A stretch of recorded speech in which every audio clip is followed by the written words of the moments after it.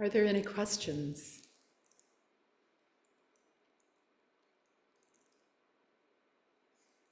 Okay, I'll go home. All right.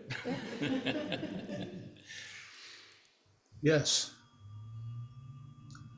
Where do squash bugs come from? From the Garden of Good and Evil. Thank you. You're welcome. Yes, Sally. How was your summer retreat? Oh, that's a long, kind of a long story. Actually, this building is sort of Tushita heaven, where you can come, Tushita heaven. It's where, if you're born into the Tushita heaven, then you can get enlightenment there, right? Everything is perfect for you, right? Your meditation place is perfect, and all the art is perfect, and all the gods and bodhisattvas come and bless you, everything is perfect so that you can get enlightenment. So this building is like that, except when the children are upstairs. And then maybe it's a different kind of Tushita heaven. We bought a new house, and just a few days before my solo retreat, we signed a contract. And it just completely disturbed everything. I was running back and forth to Topeka all the time. Like that first week, I think I went back to Topeka 4 times to meet with contractors and realtors and inspectors. And so I gave up. So I'm gonna have to redo it, redo a solo retreat. Yeah, but it was wonderful being here. It's just really a perfect place. And of course, we're sitting all here this morning. Could you feel the silence? How profound it got, Even the sound of that faraway lawnmower, there was silence in that. I'm always amazed by that there's silence in the midst of sound, but there is, right? And so it was really lovely sitting here. Yeah. Yes, Tom. So if I heard my own mind more than I did the sound of the lawnmower, is that a problem?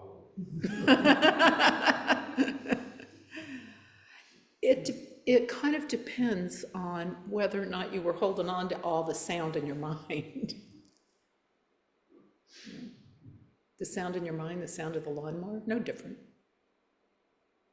But if you hold on to what's there, and like Tom says, we see what's going on in here as truth. It's absolutely real. It is, isn't it? It's real. It's stamped in cement, or at least that's what I believed for much of my life, that everything I thought was the truth. And I held on to it. We call it attaching.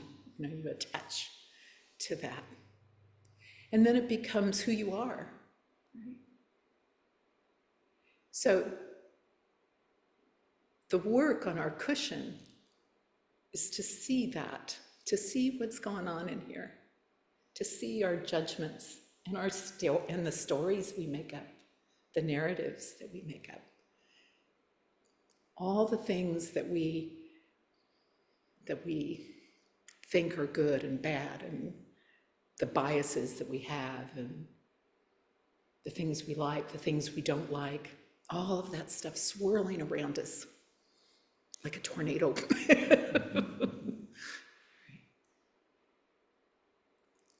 And then bit by bit, once we begin to notice it, then it's possible to let go of it. Once you notice it, Zen Master Wu Kuang says this, just noticing is enough. You don't have to deal with it. Because once you notice that you're doing it, it takes the teeth out of it. You cease to believe in it quite so strongly. So, how attached are you to the sound of that lawnmower, or the sound of what's going on in your mind? Yeah, Jane. Yeah. Hey, talking to a friend things being good and bad.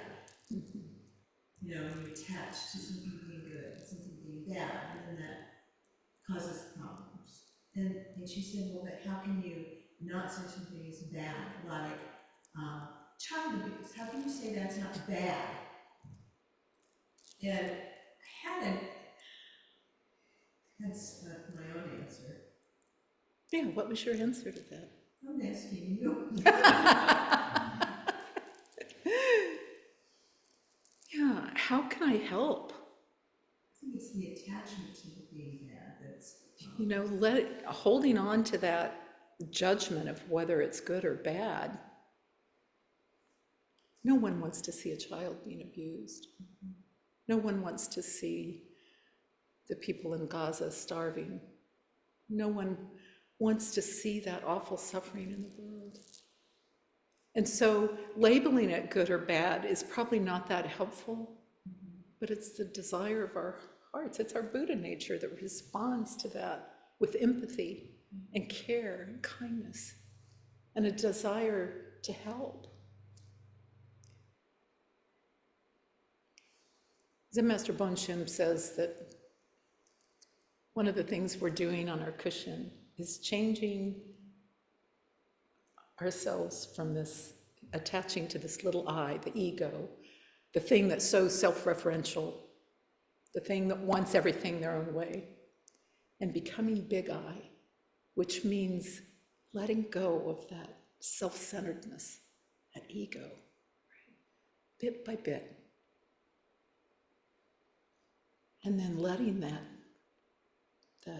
we call it Buddha nature, letting that come forth. And that's it. You know, then how can I help? You know, sometimes I get a little tired of that. How can I help? It feels a little trite because we use it so much. But when you really get down into the nitty-gritty of it, that's our job. There we go, like the squash bugs kill squash. Our job as human beings is to help. Help the squash bugs and the possums.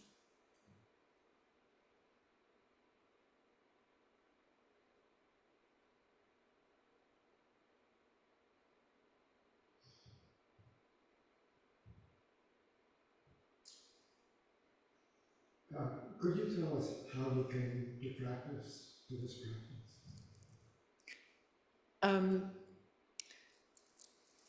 I was raised Baptist.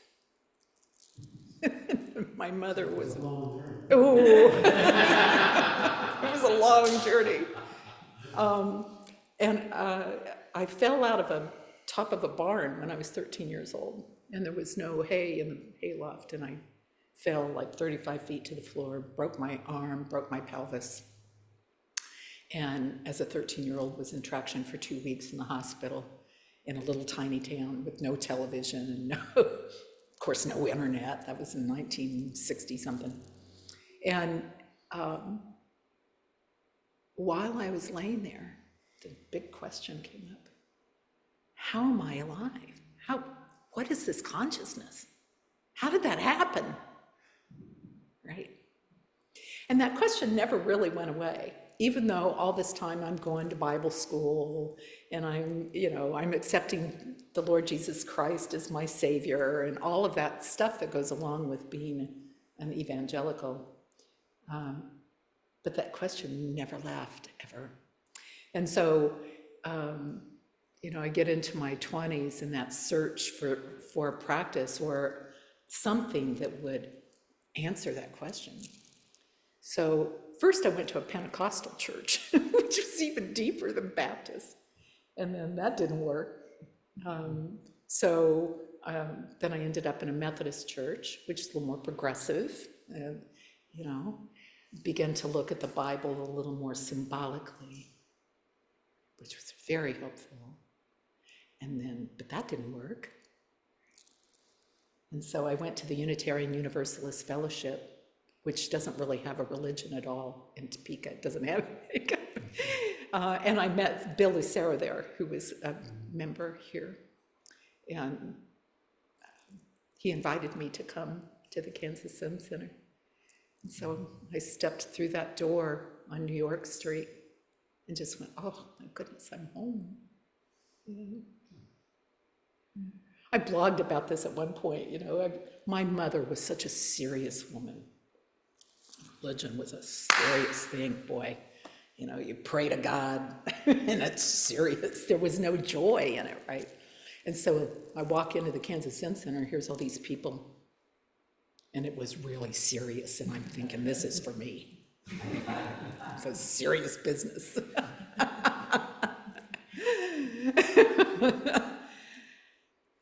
And then over time, what you begin to discover, when you let go of those attachments, you let go of all of those, the things you think are you, then there's this incredible lightness of being that appears, right?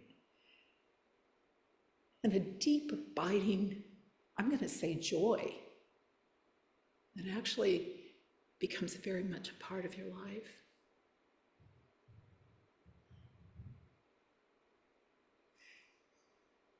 The other offshoot of practice that I've noticed is that you begin to really appreciate just everything. Right? Chopping wood, carrying water, what a miracle that is. I don't know if you heard it this morning, Tom, while you were listening to all the stuff in your head, but there was this wonderful bird, almost sounded like a Carolina wren maybe, outside. Didn't hear it.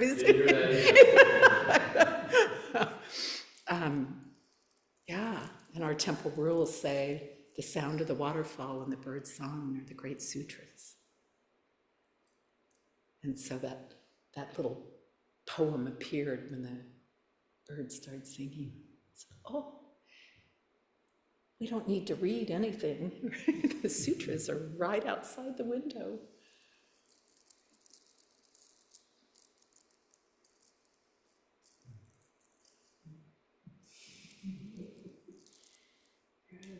Yes, Claire. Okay, so I recently took your Rituals in Zen class, which I thought was really wonderful, and it's made me really slow down what I'm doing in this room, and just doing everyday life in this wonderful way. And I wondered if you could talk about specifically the opening of the altar.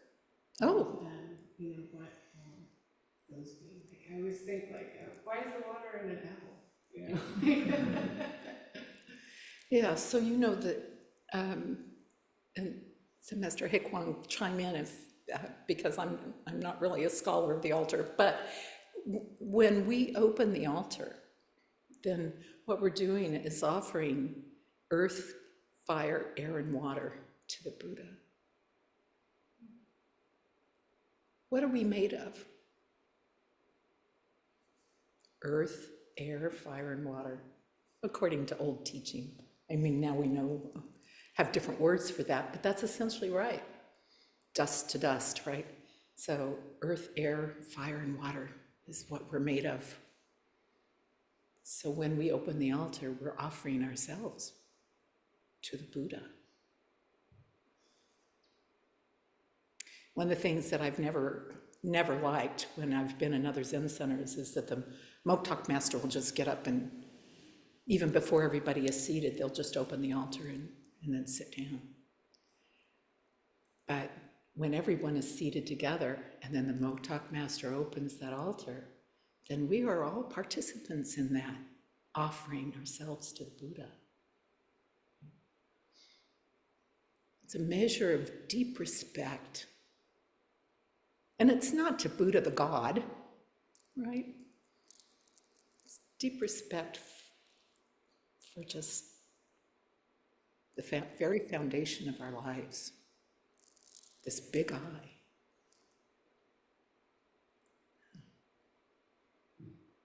It's kind of why I wish we could light incense or have some kind of smell to offer the Buddha.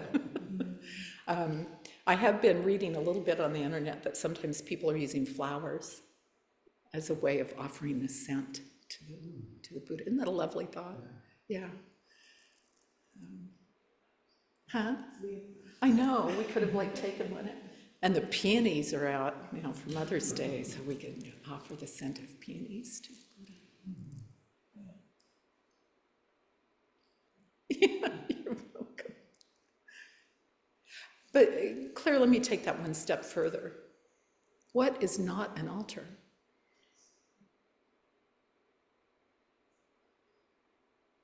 So I just bought this new house. And the whole thing is an altar. So when I vacuum and I dust,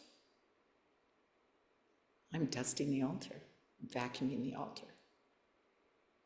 There's a sign, the Prairie or Zen Center is in a church, in a chapel at the First Congregational Church. I don't know if you knew this, Semester Hequan, but Tobias Schlingensieben was a student of yours. And he's the minister there, and he practiced a little bit at the Kansas Zen Center. So when he knew we were looking for a place, he said, here, take my chapel and my church and make a Zen Center. Isn't that great? So, you planted seeds long, long ago. Anyway, there's a sign right outside the church as you're going out of the parking lot that said, the mission field starts here. So it never stops, that deep respect for everything that you're doing. And I think if it's possible, it's not always possible, especially when you have young children, to slow down, take that half second longer to appreciate your life, to appreciate what you're doing in the moment. That's a big part of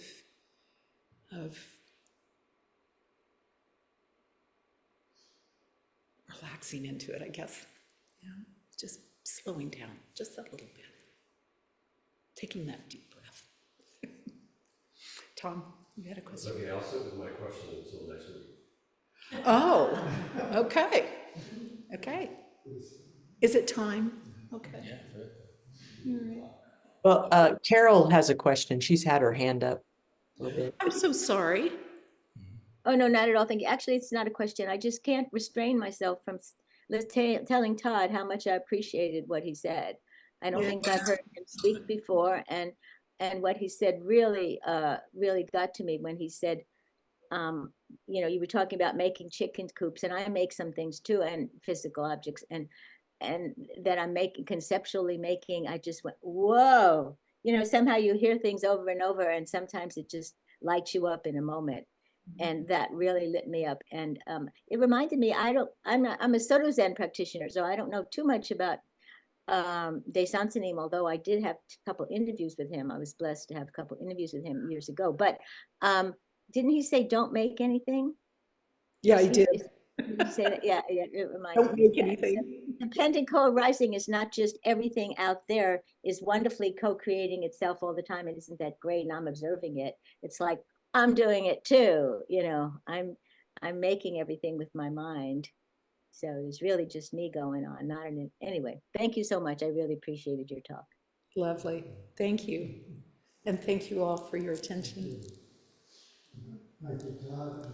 Thank you,